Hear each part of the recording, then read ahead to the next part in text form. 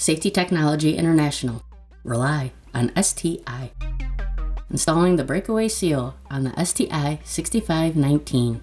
Items you will need are STI-6519, KIT-65 breakaway seal, and a power drill with a 1/8 inch drill bit. Using the guide on the frame, drill through both the cover and frame at a 45-degree angle.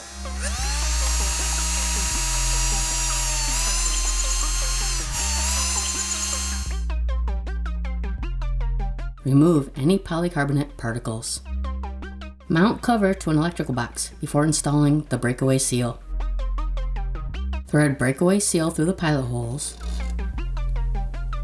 Pull to tighten. And cut off excess. Breakaway seal helps deter tampering. A broken seal indicates the cover has been opened.